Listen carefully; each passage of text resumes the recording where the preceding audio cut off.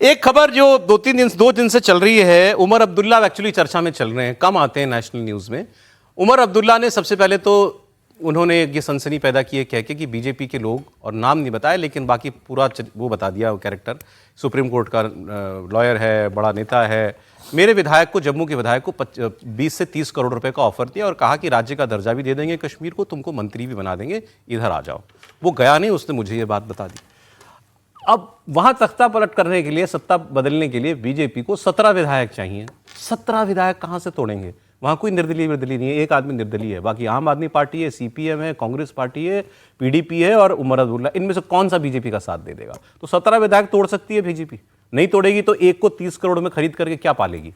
तो उनके इस दावे पर सवाल उठने लगे। एक बात तो ये, फिर उनको वो कह रहे हैं वो दिल्ली में मैं प्रदर्शन करूंगा 20 तारीख को, सारे दलों के नेताओं को बुलाया है राज्य का दर्जा लौटाने के लिए, दबाव बनाने के लिए।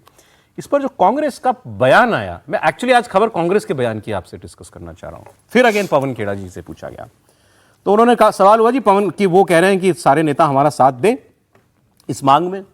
तो उन्होंने जवाब दिया कि उमर अब्दुल्ला तो राज्य का दर्जा लौटाने की मांग कर रहे हैं, इसमें हम उनके साथ हैं, लेकिन हम स्टेटहुड ही नहीं, स्टेटहुड प्लस चाहते हैं कश्मीर के लोगों के लिए। तो स्टेटहुड प्लस क्या बताया उन्होंने बताया स्टेटहुड प्लस का मतलब है लैंड राइट्स, जमीन का अधिकार, जॉब राइट्स, रिसोर्सेज और constitutional rights of the people of Jammu Kashmir on their land, job and resources.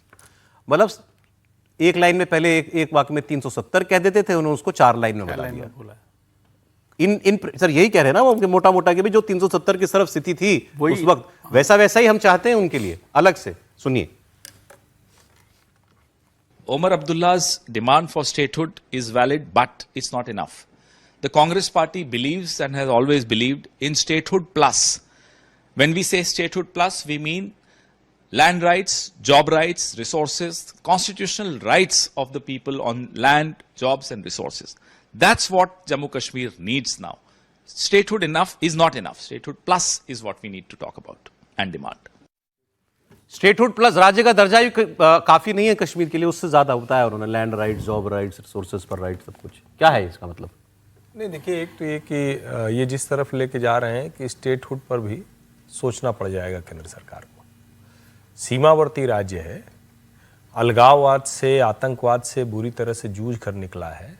Pakistan वहाँ लगातार इस तरह की कोशिशें करता है, फंडिंग की पूरी चेन मिली है, उस पर लोग जेल में हैं, उनके खिलाफ मामले चल रहे हैं। और जब कांग्रेस के प्रवक्ता, नेता, बड़े नेता जब ये कहते हैं कि स्टेटहुड प्लस चाहिए, तो इसका मतलब वो उमर अब्दुल्ला के खिलाफ काम कर रहे हैं। उमर अब्दुल्ला स्टेटहुड चाह रहे हैं। जब लैंड राइट और पुलिस राइट्स की बात कर रहे हैं तो वो भी कहीं न कहीं जाकर उसमें राइडर लगे, क्योंकि हमारा वो एक ऐसा क्षेत्र है जिसका पूरा हिस्सा अभी हमें नहीं मिला है। तो सेंट्रल गवर्नमेंट की वहां हिस्सेदारी, उनकी भूमिका तो रहेगी ही रहेगी, वहां सेंट्रल फोर्सेज रहेंगी ही रहेंगी, क्योंकि बॉर्डर स्टेट है। ऐसे में जब कांग्रेस का बयान आता है तो मुझे तो लगता है कि उमर अब्दुल्ला के खिलाफ काम कर रहे हैं। अच्छा, ठीक है।